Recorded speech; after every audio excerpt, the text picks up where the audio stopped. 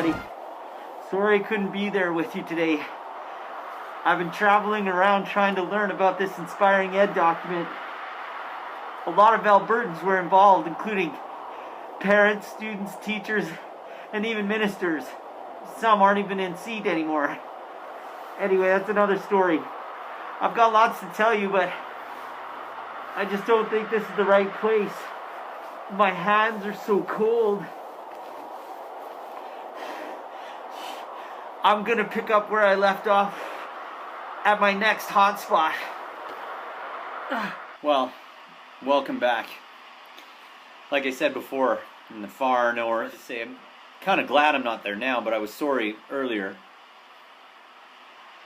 Anyway, let's talk about this Inspiring Ed document. Alberta government decided they needed to do something about education. So it all started with this thing called the Ministerial Order. There it is there.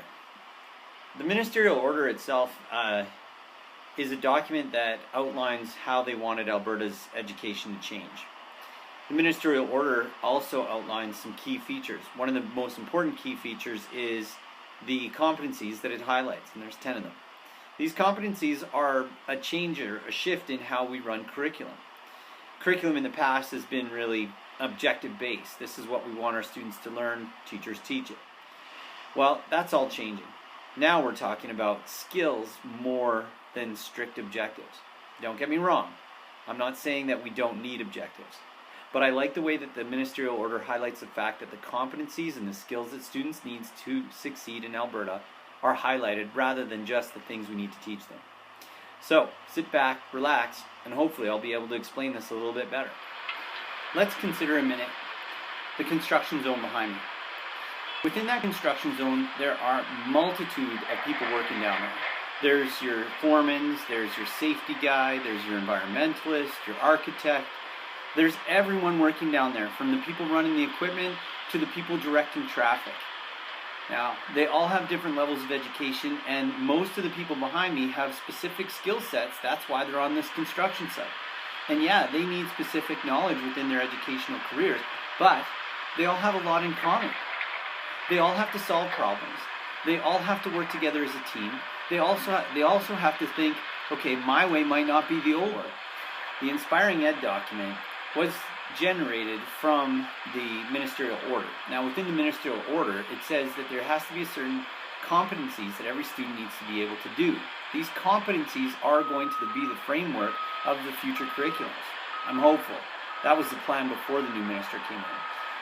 Now, the competencies that you need to know are to know how to learn. That's pretty broad, but just like the guys behind me, you got to problem solve. If there's an issue, you have to figure out, how can I work my way around that? I got to learn from the other people around me to help me make that decision. Next is you got to think critically. Is this going to work? If we put all this time and energy and money into something, is it going to work? You need to identify and solve complex problems. Enough said. Manage information. Some of the guys down there are dealing with hundreds and hundreds of decisions every hour of the day. And they got to be able to manage that. They need to be innovative. They need to create opportunities for success. They need to apply multiple literacies. A bit. They have to demonstrate good communication skills. They have to demonstrate global and cultural understanding. So behind me, you could talk about the fact that when you build in a new city, what are the things that you need to do? And you have to identify and apply career and life skills. We're changing the way we think. Because the world is changing. More than half of students have cell phones by grade 7, and 2/3 have Facebook accounts. Kids spend about 4 hours online every day. 27% of all immigrants coming to Alberta are under 18. In 2012, that was more than 9,000 children. 1 in 5 young Albertans does not complete high school within 5 years of entering grade 10. In 10 years' time, 2/3 of all jobs will require more than a high school education. Our world is rapidly evolving, becoming more connected. Skills that were relevant, even required 5 years ago, are no longer necessary. New careers are created every day to solve problems that didn't exist a short time ago. We can't predict what work will look like in 10 years, let alone what skills will be required. Driving students through an automated system that only focuses on traditional learning is no longer sufficient. We need to do more. We're in this together because it's going to take every one of us, communities, school leaders, teachers, students, parents. Learning is no longer restricted to textbooks. We're living in a world where we're a keystroke away from Istanbul or the Arctic Circle, from exploring microprocessors and aircraft carriers, from visiting the Mesozoic era or the Renaissance, where we can discover endless sources of new information without ever turning a page. We're putting students first, investing in their development and success. We're looking for ways to bring out their individual potential, to empower them to be engaged, ethical, and entrepreneurial, to stimulate their minds and enrich their experience of education. We're improving education, focusing on developing students into innovators and critical thinkers, assessing them on their ability to apply their knowledge in the real world, not just if they can correctly choose A, B, C, or D. We're preparing them for a future we can't imagine and giving them the tools to succeed in work that doesn't yet exist. We are. We are. We are. We are inspiring education.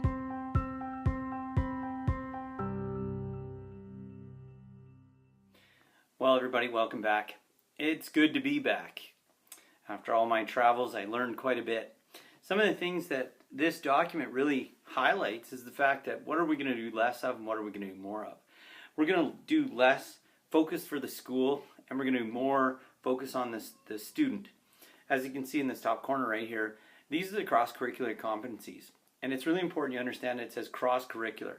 Cross-curricular really means that a skill can be applied to more than one subject area, and that a project can incorporate more than one thing.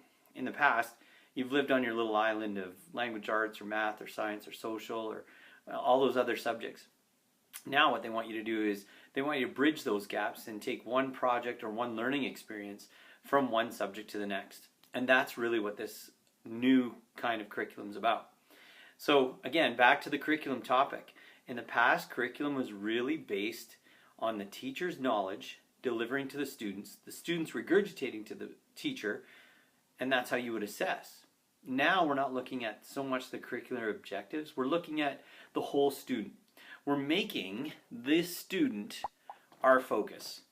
Students are our focus, and if we really pay attention to what students needs, then this curriculum makes sense. It's the one thing you really need to focus on. Going further into the document, you'll really notice that when we speak about curriculum, we're trying to create a curriculum that is based on something we don't even know is going to happen. They've done the statistics, they looked up the stuff, and the fact that you're going to have 4 careers by the time you are 40.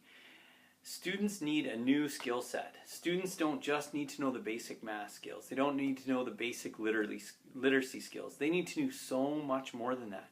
So this new idea, this new curriculum being developed from this vision is supposed to give us the ability to plan for a future we don't even know exists.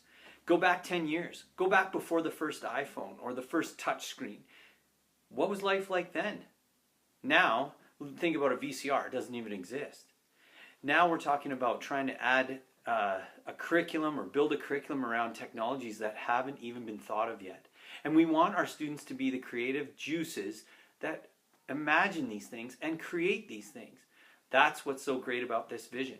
This document is more than just a vision. It's a plan for our future.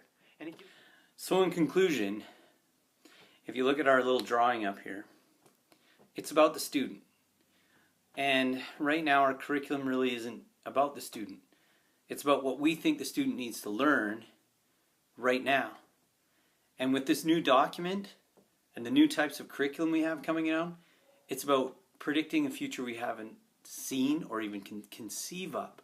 And we want our students to have the best opportunity they can to succeed. So in relation to curriculums in the past and the future, the past is really static. The future is something that we can't predict and we want to be a part of developing. And that's really what all this is about.